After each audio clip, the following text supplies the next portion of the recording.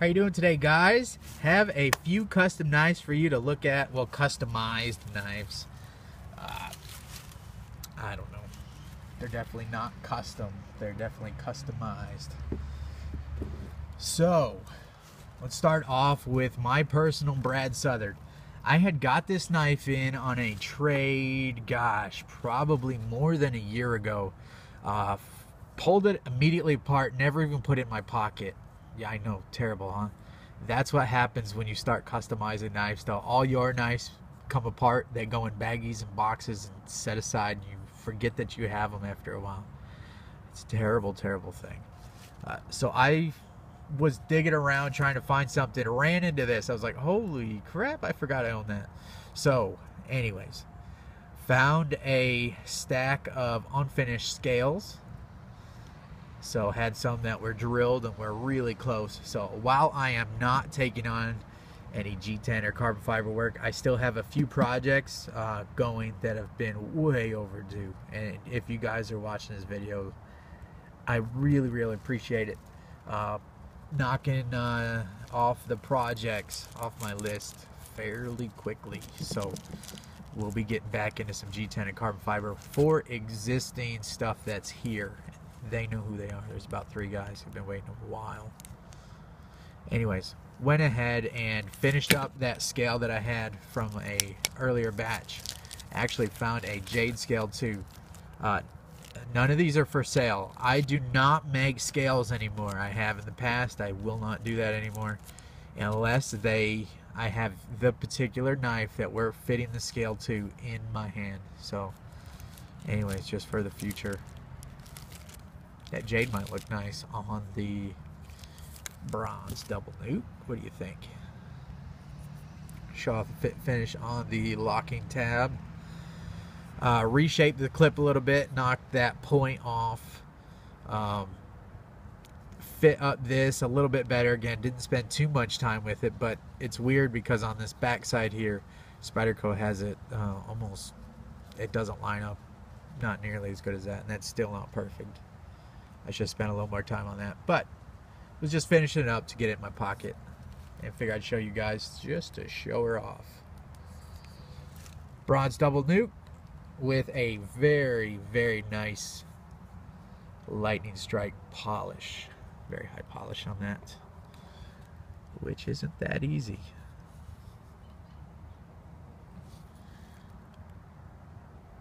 Sometime soon I'm going to do a video tying a lanyard bead on here. I might do this Grindworks Damascus bead. Hopefully if that takes on a little bit of patina, we'll match the bronze wires in there. I don't know. We'll see. So there you go. Southard. Also, forgot to show you the blade. Hand finished satins on the flat. Acid stone wash on the hollow ground portion of the blade. I don't know what's going on there. Maybe a little bit of oil, you can see, and a gorgeous edge. Yep.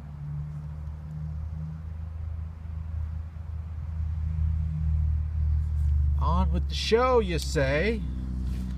This was an epic project.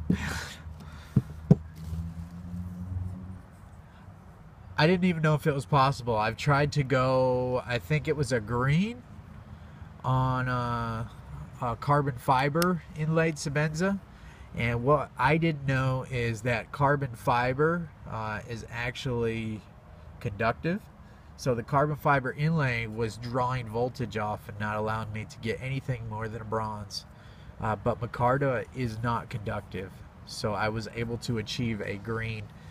And my buddy here requested that green copper fade, kind of like I did on my 21, my 25. So check that out. Large Insingo. I didn't feel that the hardware looked right how it was, so I took the liberty of bronzing that to kind of pop the bronze highlights. Look how clean those fades are.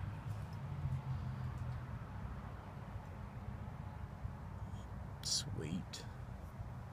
You can see the bronze highlights on the edges and the corners. You can see how the green is very prominent around the inlay. And then it fades down into the bronze, and then it's very bronze on the bolster front portion of the scale.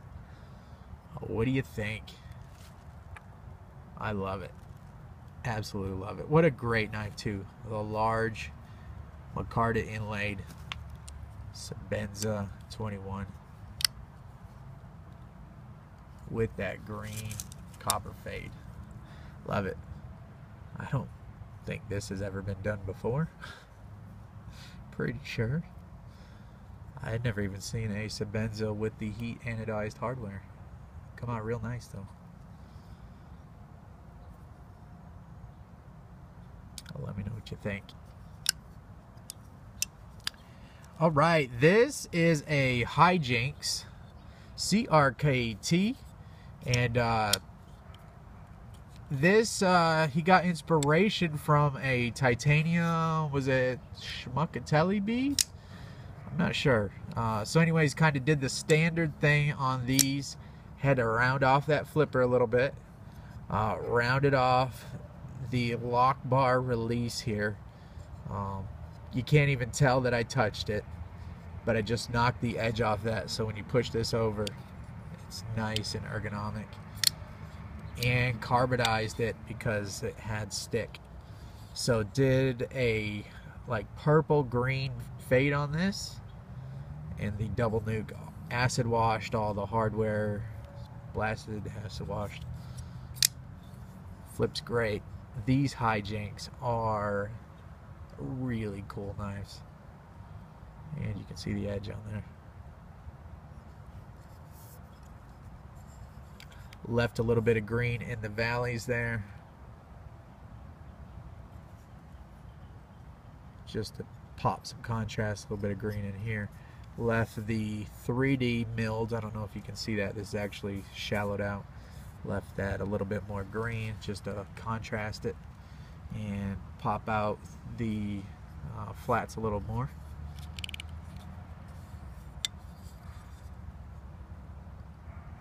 I like it a lot.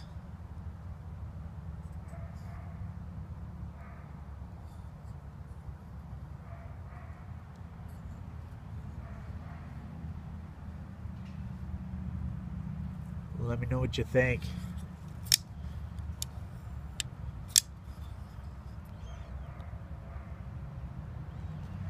Here's mine.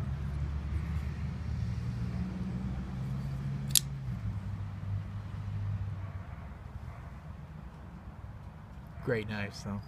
Oh, also had to fix the jimping on this one. Not mine. My jimping was good, but I had to fix this one. This one was terrible.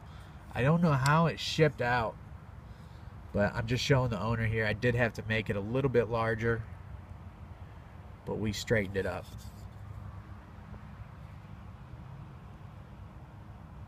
It was really bad.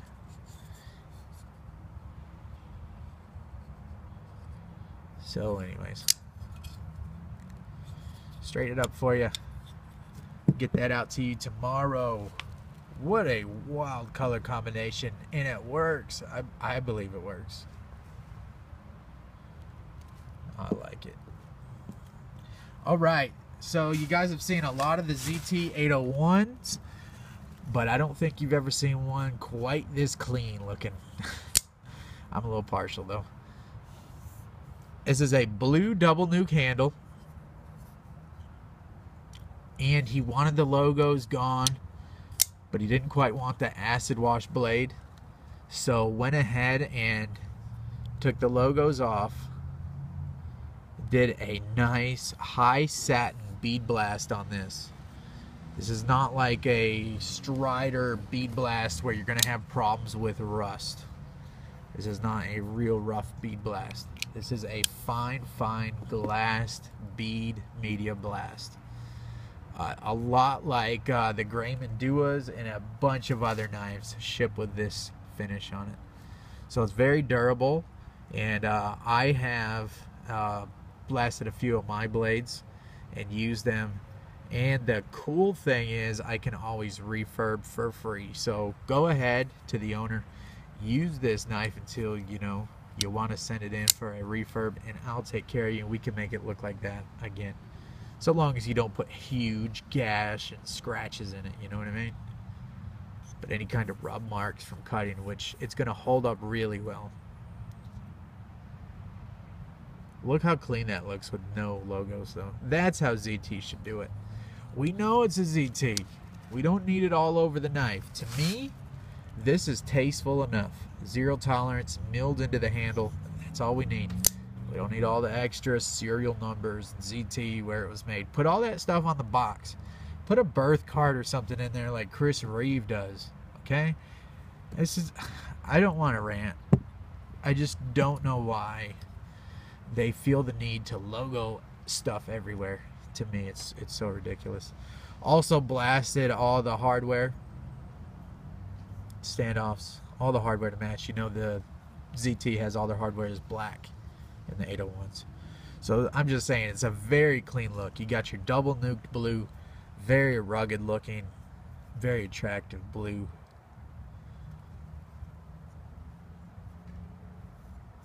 And then your nice satin blade. A very clean look, like a clean user look.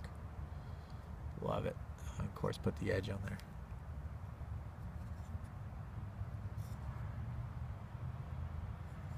I just do your knives as I would do my own.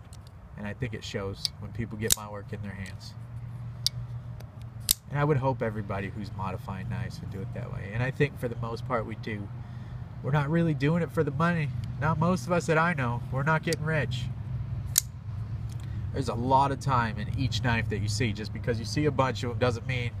I didn't work until 2 o'clock literally last night and was back up at 6:30 working on them this morning. Literally. Just so I could get this video out.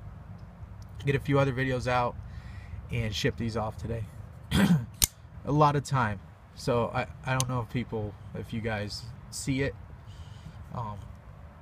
But just sharpening 6, I don't know, this weekend did all of these. And probably a few more. Yeah. It's a lot of time. That's what it is, guys. I appreciate you hanging out. I've got a video coming up on this if I haven't posted it yet. I'll do a video on tying the lanyard onto this to show you how I do this.